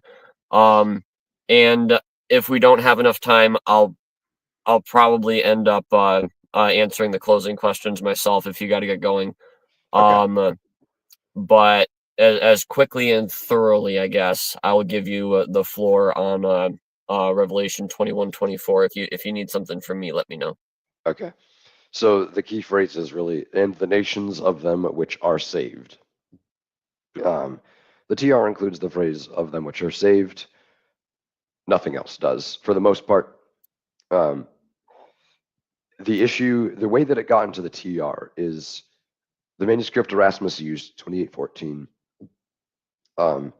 and its sister, 2186. Both confuse the text and the commentary, which makes me think it was the parent that was the culprit here. But the commentary of Andreas of Caesarea expands, he says the nations of them which are saved in the commentary, but not the text. And so it's interspersed throughout the text, basically. Yeah. Yes. And there's actually in this, like, I think 21:23 through 26, there's all sorts of issues in 28:14 where like it drops because of the confusion between text and commentary. 21:26 is dropped out of the text unintentionally. And the way it's weird, the way that things are marked as text or commentary, it's like it's different colors of ink, so it's easy to see in the manuscript. But excuse me. In any case, it's not as simple as James White has said, where it's like, well, Erasmus misunderstood. Well, actually, no. Erasmus was just copying what somebody else misunderstood. So the problem was a couple generations before him. But he's right, like that is how it got into the TR. There are, to be fair, a couple of independent witnesses with no connection to Andreas that read the same. So there's 2917, which I think is 12th century, that says the nations of them which are saved. It has no connection to the Andreas text. And you can tell that by going to Revelation 8:13. And if you have an angel flying, like you have in the King James, that's Andreas. If you have an eagle flying, that's pretty much everything else. 2917 has an eagle flying, so it's not Andreas. It also doesn't have any of the Andreas commentary. So it is an independent witness that says of them which are. All right. I think you may have froze, but it might be a good spot to maybe leave off. Yeah, I'll see if you come back into the studio, but if not, then I guess we will see. Yeah, if his little screen starts moving here, then we'll know that he's back. Or maybe I can just keep him on. I don't know. We'll see how it works. So, and understand this as well. This is something that we didn't mention, but I wanted to ask him. The manuscripts that he quotes as being evidence for these minority readings, do not assume that these manuscripts therefore match the King James Bible in every single place, including this one. You know, there's different manuscripts that have different things. There's no manuscript at all that matches the King James Bible or the Textus Receptus in every single place. It's just not true. So as far as, Gail Ripplinger or different people like we've mentioned, like Holner, Jeff Riddle, and people like this, they still have to try to go with some other round of logic and to try to have a majority thing going on. They can't say, oh, all manuscripts are the King James Bible and only 1% don't read as the King James Bible. That's too much of a generality. But anyways, you can continue, Luke, if you want to wrap that up. Yeah. Just go right ahead. I'll bring that back. The only other witness that agrees that's an independent witness with the reading of them which are saved is the Harklean Syriac. Hoskier lists it. That would have been contemporaneous with Andreas, so early 7th century. I still don't think that it's a viable reading because it exists in a very small sliver of the existing witnesses that we have. However, it's not quite as dire as James White makes it out to be. But he is ultimately correct about how it ended up in the TER, and that is confusion between the text and commentary of Andreas of Caesarea. This was the passage that he brought up in the debate, not the other one. Or maybe he brought up both, but I think I actually remember this one from the Doug Levesque debate. Yeah, and Doug did not do a good job of answering that question. No, I'm pretty sure his default was, I never said it was infallible, and it's like, oh yes, you did, sir. Yeah, he did not do well in that. I felt bad for him, but also like he's wrong. So, Yeah, I gotcha. Yeah. So have you pretty much covered that one to your satisfaction? Yeah, I could ramble on about it, but that's the gist of it. We'll have Nick Sayers on and we'll all Yeah. do like a 7-part series, 3 Oh hours boy, apiece. that'd be fun. I don't think I have time for that, but yeah, that would be fun. Yeah.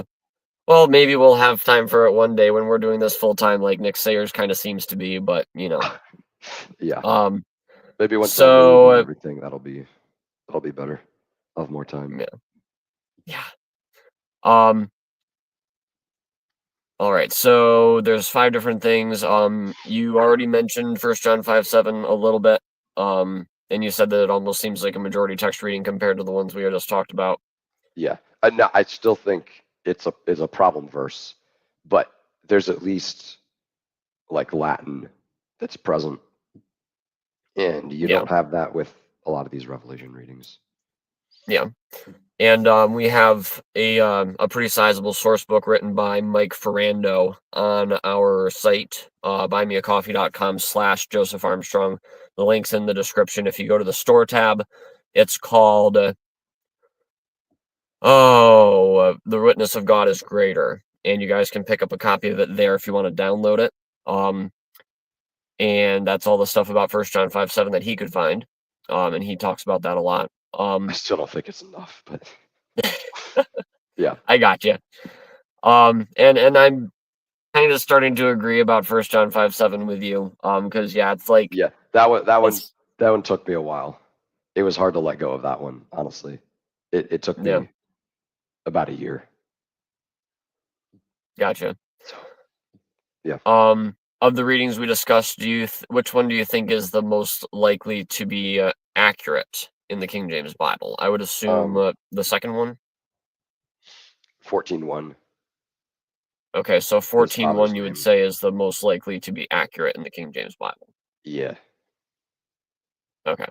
Well, John Wycliffe disagrees with you on that one, but Right. Well, I still think it's wrong just in terms of likelihood. That is a better shot. I gotcha. Which Greek text do you think is best? Do you think there's really one in existence that's Those might surprise people, but I think the TR is the best. All There's right. places you can improve it, but overall, yeah, I still use the King James. I don't think that's going to change. Yeah. Alrighty. Still love Sounds it. good. Nice. This is something that I wanted to mention. Well, first, I guess, is there a website or a YouTube channel or a podcast, Luke, where people can get more Luke Carpenter? No. Oh, come on. Yeah, I don't really have a presence Well, you need to. about this stuff. I've Yeah, thought about it over the years, and I'll probably do that at some point. Yeah. Yeah. Maybe you will, and I'll definitely be I'll be open to help you out with anything that I can if Okay. you decide that you want to start anything. So Thanks. sure, you're welcome. And something I wanted to mention, unless I don't know Gail Ripplinger, she's preparing a PDF for her freebies page, calling you, Luke, out as a likely candidate of being the Antichrist, or at least an Antichrist. First she'll say, once again, the Bible has proven itself true. Then she'll play games with your name, saying that you are an evil physician, unlike the good physician Luke, as found in the Bible. And that you are a false or replacement carpenter, unlike the true carpenter of Nazareth, Jesus Christ. And It's clever. that how would you basically look at that? I don't know. I don't know where to go from there. Yeah. More than likely the case, at least in my opinion. Is she Because around? what's that? Is Gail Ripplinger alive? Even I haven't. She is still alive to my Okay. knowledge, yes. Unless she's died in the last month or so. Okay. I've not tracked any of her stuff ever, so she I don't know how active she is still. Yeah, the only place she seems to have activity is her freebies page. She throws up random things on there. There's two She might documents say that about me the on reason there. my voice is going is because of me messing with the words of God, so God is messing with the words of me. Yeah. Yeah. Yeah. Her responses are always very Yeah. interesting. I'll get better. Don't worry. Oh yes, you're losing your voice. He's going the way of Don Wilkins. I've been this way for days, and we almost rescheduled this anyways, so yeah, it would have not been an issue otherwise. So Yeah. yeah. All right, sounds good. Yeah. Do you need to check out now, or do you got a few minutes to look through some of the questions people have posted, or? Yeah, go ahead and shoot a couple of them over. Alrighty. All right, so we're gonna go way on up to here. Maybe I'll stop sharing this.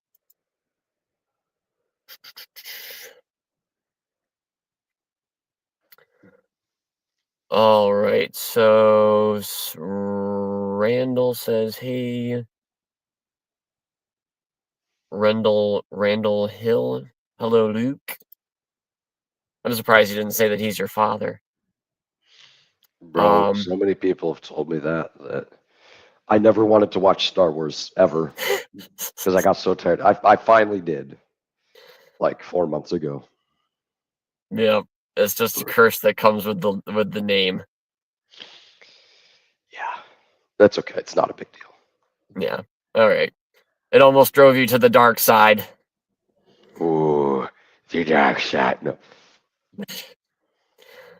All right.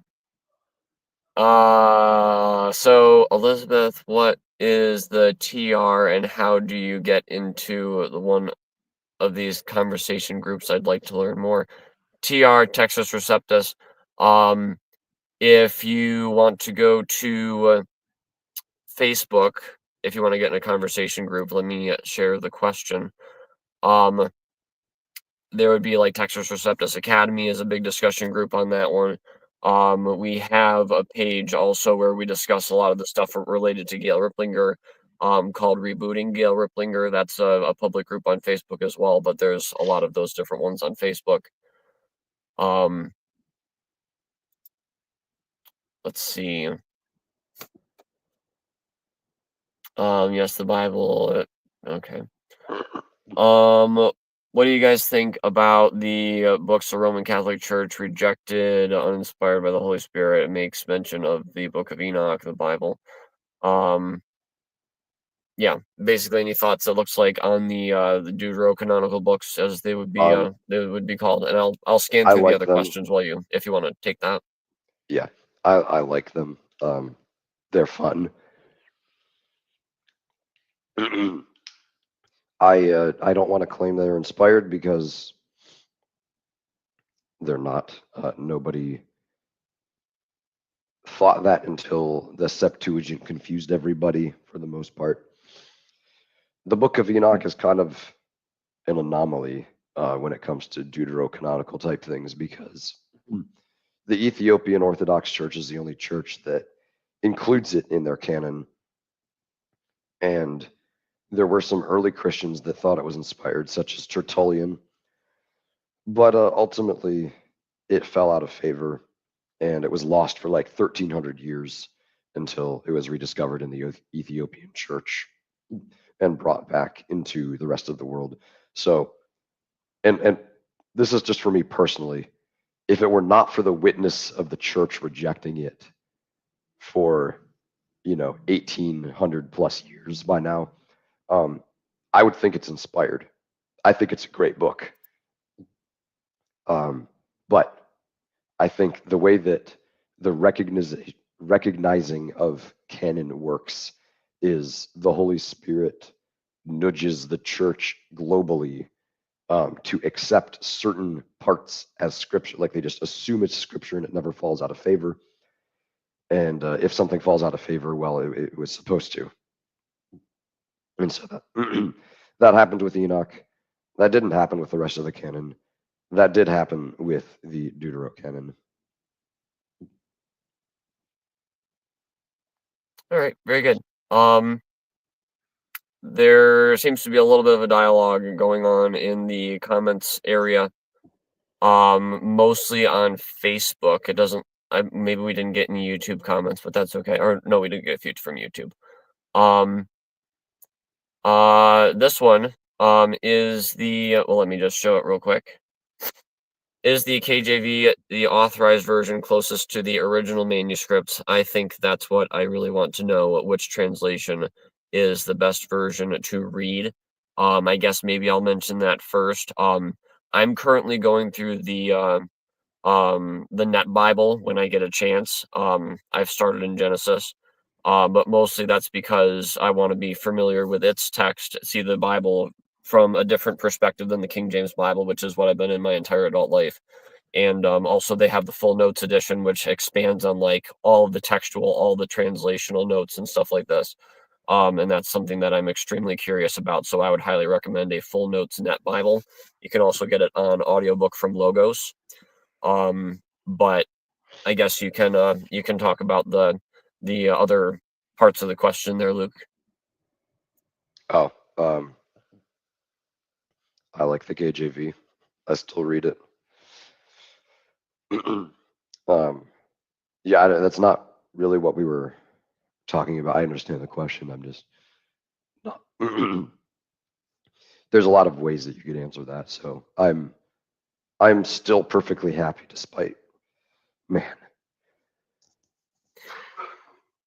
That's all right. So perfectly I'm gonna have happy to despite cut the that short. I'm minority really readings fighting with my voice that are here. incorrect. You'd be more than happy to just stick with the King James Bible.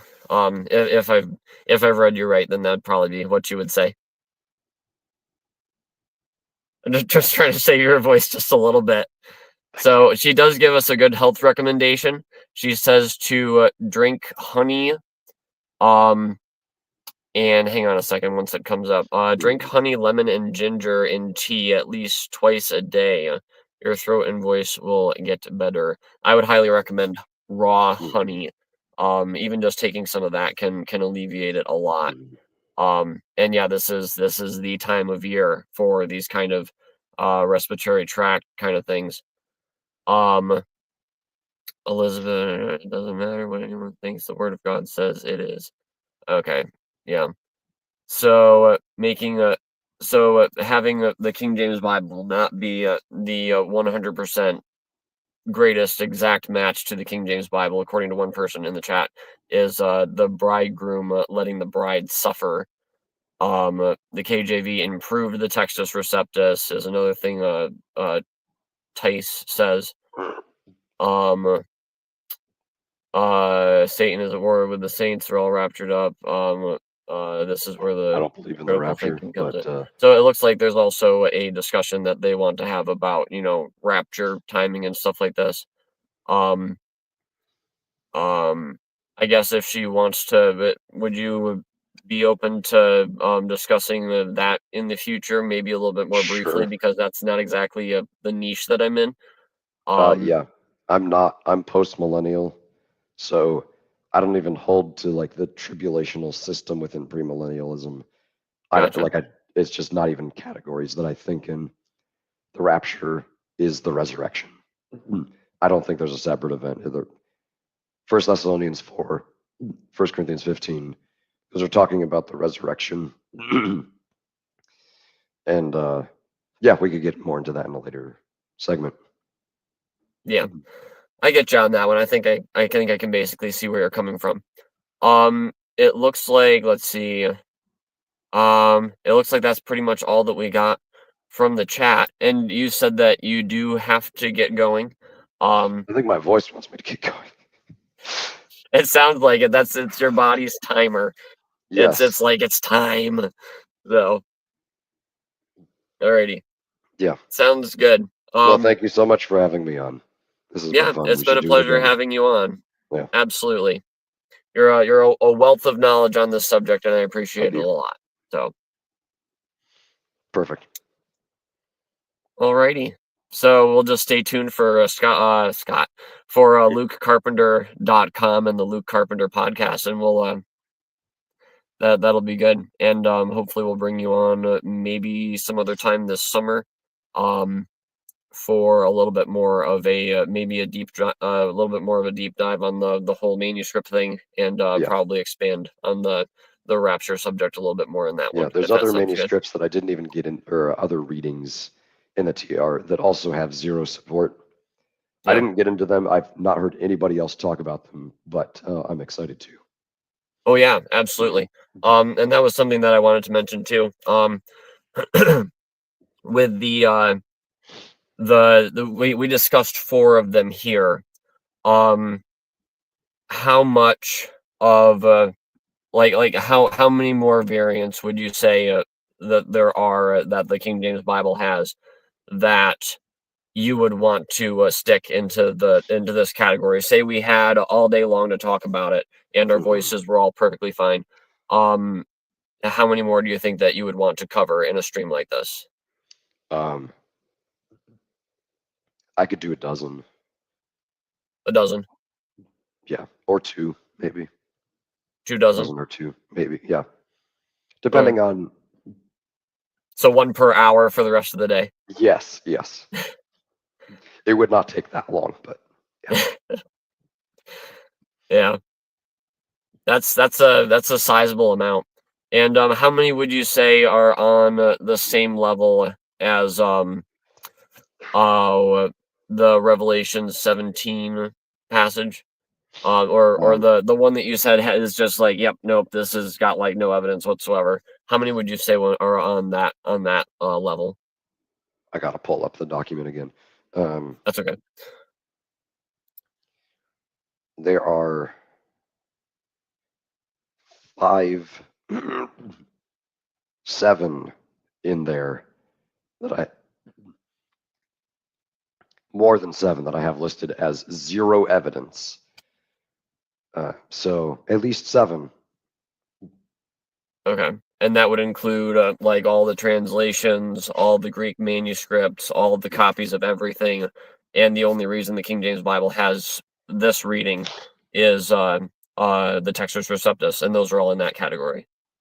Yes. Just as a preview, I will give you the references. It's Revelation 6:1, and it's the same reading repeated across 4 verses, but 6:1, 11:1, 17:13, 17:17, and 18:5. Okay. There's So you would say that all plenty those more. ones have. Yeah, there's plenty more in the last 6 verses, but I don't have like particular examples. I just know that they're filled with them. Mm-hmm. So yeah. Yeah. So they would have like multiple variants in each verse, possibly then. Yeah. Yeah. And I've also heard that those last several verses are pretty atrocious as far They as are. variants go. Yes. I find that kind of ironic, especially since those verses are the ones that are just like, all right, If you add or take don't away. mess with the text, guys. Yes. Yeah. So yeah, and one thing that I like from C.S. Lewis, I've mentioned it several times, and I can't find the quotation. I'm almost positive it was mentioned in a debate somewhere. But like, and you know, it's like this topic is something that can throw people for a loop, and they'd be like, oh no, I can't trust my Bible or whatever. But like we already saw, there's no real effect going on as far as the meaning or the doctrine or anything else like this. And like C.S. Lewis said, when Christ came to Earth, he didn't say these exact words, but this is a paraphrase. When Christ came to Earth, he had to shave, he had to poop. You know, when Lazarus was resurrected, he he died. When when the manna came down from heaven and the people ate it, it turned into poop. When the Bible came down to us from God by inspiration, variants were put in there. Textual variants, human error. When something comes from the supernatural realm into our world, once it gets here, it has to obey the rules of our realm. And one of those rules is, things can basically not get like corrupt in the sense of something turning evil, but corruption happens to everything that enters this world. Yes. And it's God in his providence that keeps these things around, like the Bible. And it has been preserved. We still have a Bible today, and the only thing that we're not 100% on are like basically like what 90 we're like 98% sure about pretty much everything, and we would have it. And then there's like this like very very small percentage of things, and there's barely even a difference percentage wise between a Textus Receptus and a critical text, if I understand it correctly. So I don't know if you want to say anything about the aspect of preservation and the reliability of scripture and stuff like that before you check out, or if Yeah, it's just time for you to go. I do need to go now. I said some stuff about it at the beginning, so I would refer to that. Alrighty. And I could still talk about it later. My voice is pretty much shot. All right. So, And you might need that. So yeah. I'll let you take your Thank you voice and for use it for the rest of the having day me. for your own stuff. So we appreciate you, Luke. And we look forward to seeing you again sometime. Perfect. Thank you. All right. You're welcome. Have a good one. You too. All right. So that's our interview with Luke Carpenter. I hope you guys enjoyed it. It's a little bit of an odd time for me to be streaming, but when it comes to guests, I definitely want to match their schedule. I don't know if you guys have any other questions for me. I will hold on for 1 minute and let you type. Elizabeth says, "Thank you, gentlemen. Anytime.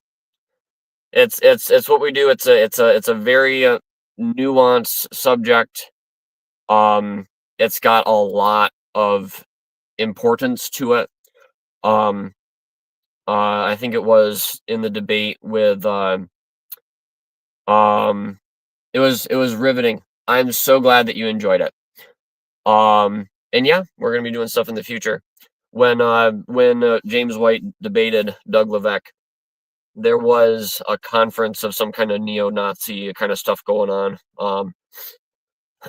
As I understand it, maybe not far from there, or maybe in another state close by, I forget. But the guy posted to his social media feed, the guy that was in charge of that neo-Nazi thing, he posted, and he's like, obviously James White doesn't realize what time it is. And White's just like, you have your little movement going on over here, and it's gonna fizzle out. It's gonna be like every other movement, and it's gonna go the way of the world. But when it comes to the Bible, the reliability of the Bible, the inerrancy of Scripture, the Bible translation debate, all these other different things related to this subject, it's going to be around. It's going to outlive all of us. And the best thing that we can do is, try if it's part of our wheelhouse, if it's part of our interest, like I'm trying to do today, the best thing that we can do is basically, speak into it, give our honest opinion, look at the evidence, and yeah, that's what we think is one of the major parts of our channel, is considering Bible history and all this other stuff from a perspective that isn't usually brought about. And I appreciate that about Luke as well, that he is interested in finding out for himself. That's that's something that I think has typified our channel here a lot. And that's something that, and in the conspiracy aspect of things as well, me and Luke, the first time that we talked, we had a brief conversation about 9/11, and apparently UFO activity at 9/11. So he does have a lot of the same kind of conspiracy stuff going on in his head, like they are in mine. And I'm not exactly sure where to place 9/11, so I'm not going to talk about it an awful lot. I would say Project Bluebeam may have played into that, especially since apparently there was no airplane remnants that were recovered, and there should have been at least several parts that would not have been destroyed, but they were never recovered. So some people think explosions paired with holograms. There's a lot to consider. And we'll probably end up discussing that with Luke at some point when he comes back on the show. But yeah, really taking the kind of offbeat and gradually growing in popularity ideas of conspiracy and all that, and bringing it into the discussion is not really something that has been done since Ripplinger. One of the reasons that we've started this channel was to kind of show what she said and how, and basically try to bring reason and research and everything else like this into it and promote what she said. Problem is last year I was actually challenged by a friend of mine. Got FedEx pulling up here. I was challenged by a friend of mine to look into some of her claims, specifically that the claims that she makes regarding the final Bible, the Shepherd of Hermas, the Epistle of Barnabas, stuff like this. And I started looking into that and found out that she was not only disingenuous about a lot of the information that she was presenting, but she was flat out lying and misrepresenting things like crazy. We have several videos where we actually talk about this on our channel. And yeah, she found out that I was criticizing her on that. She apparently was not able to handle that very well. And she ended up making a few documents. And so that was a lot of fun. If you want to check those out, there's a playlist on our YouTube page where we respond to her 2 documents, Joseph Armstrong's Secret Stream Exposed and Joseph Armstrong's requested reply or response. I forget what it's called. But yeah, that's why I mentioned her a lot, and that's why that's one of the things that has actually brought me to actually reject the King James only stance.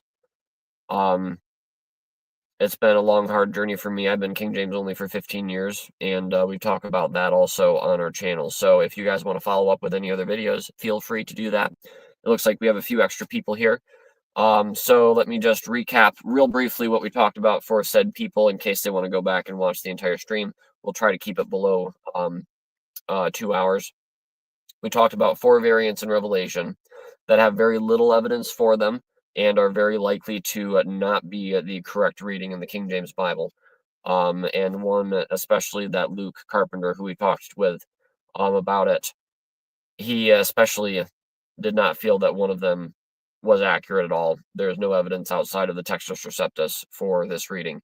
And we'll put a link to the notes out to our co-conspirators, and we'll probably end up making posts about these different passages as well. So those will be available, and maybe we'll dedicate a stream to them. And there'll be a lot of different stuff that will be coming out at some point, I'm sure. Can you discuss on the topic of divorce, marriage, remarriage, and adultery? I have found that this is the most controversial topic of the Bible. It took me 8 years of studying to divulge. Most women teachers are already deceived. It doesn't surprise me her information was off, LOL. And yeah, it was just absolutely terrible. And I've recently started studying more claims that she made, not just the one about the Shepherd of Hermas and Epistle of Barnabas. That's the result of where she went. But the beginning of her ideas, her claims, seems to begin with Lucifer in chapter 2, and it features as like the first thing that she mentions in any of her talks where she gives her testimony or whatever. Oh, there was this poor kid at college that confused Jesus Christ and Lucifer because of Isaiah 14:12 in modern translations. And I've done some looking into that. An awful lot of looking into that. I've probably been researching that one particular topic of her treatment of the word Lucifer for probably, I'd say, about 6 months. And she was absolutely dead wrong and covered up so much information that it is ridiculous. As she's become aware of the information, she has covered it up. She has not discussed it, but she started knowing absolutely nothing of what she was talking about. And of course, that kind of typifies her research. And then as she becomes aware of information, she rejects it because she's trying to hold her original thesis. She's not there to learn. She's there to justify King James onlyism. And that's something that's dangerous. That's something that we are not here to do. On this channel, we are here to establish a list of well-documented, rock-solid evidences of a conspiracy that we believe is behind the modern translation controversy and behind modern translations and possibly behind the King James Bible. Oh boy, we got a lot to talk about. But we're here to establish a list of 100 rock-solid evidences. And so far, we've fact-checked and evaluated I would say specifically probably about 10 that are offered by King James only proponents as real evidence of this conspiracy. Maybe more. I'll probably count Gale's claims about the Shepherd of Hermas and the Epistle of Barnabas as maybe 1 or 2 claims, but or maybe 4. Because there's different claims related to that. And so far, we have only found 1 evidence that has checked out, the New Order of Barbarians, at least as much as I can confirm. I wasn't there. And there are just so many that are just dropping out of the list, just being like, nope, sorry, this doesn't work, this doesn't work, this doesn't work. So if you guys see something, say something. If you guys see something that you're just like, oh man, this is the evidence for the Bible version conspiracy that Joseph might be interested in, send that my way. The email address is Bible version conspiracy, all one word, at Gmail, or you can reach out to us on the contact page of our website, BibleVersionConspiracy.com. Or if you have me on Messenger or if you're on Facebook, you can message me, you can reach out. I'm usually pretty available as far as that goes. Let's see, and then we have, thank you, Elizabeth, for all the engagement. And my wife is pregnant as well. You mentioned that you are as well. So yeah. I'll look at those when I have some time. Okay. Sounds good. I'm assuming that you mean the videos, but I'm not positive. I'm pretty sure that that's what you're saying there. And then once this finally, all right. It's not wrong to be wrong. No, it's not. I will say I have been wrong many, many times, but like you're probably going to say, there's a problem when you find out you're wrong. And then you react a certain way. But it's wrong to say, it's wrong to stay that way. We have all been wrong, but we can't stay that way. We should all want absolute truth. Yep. We should all want to have that 100%, just like, and this is part of my journey. I started out Ken Hovind, Gail Ripplinger. All right. Oh, wow. They really say these things. This is incredible. I can't believe modern versions are this evil. Jump on YouTube. Wow, this is horrible. This is awful. This is, and then have a whole thing. And then, 15 years down the road, oh, I wonder, I should really look into these. Oh, my goodness, this isn't right. And then how do I react to finding out that what I had been saying based on these people's sources and all this stuff, what do I do with the information that I've had? Do I cover it up? Do I not look any further? Do I just go, they just made a few mistakes? But I saw it as my responsibility to evaluate every single thing in chapter 40 of her book. And I will say that right at this point, I've probably evaluated about 80% of it. And there's maybe two or three things that are right out of 28 pages that I've found. Some things that are just blatantly obvious, some things that are just like, yeah, that's true. But the rest of it is just like, it's so contrived and so dishonest. It's just gross.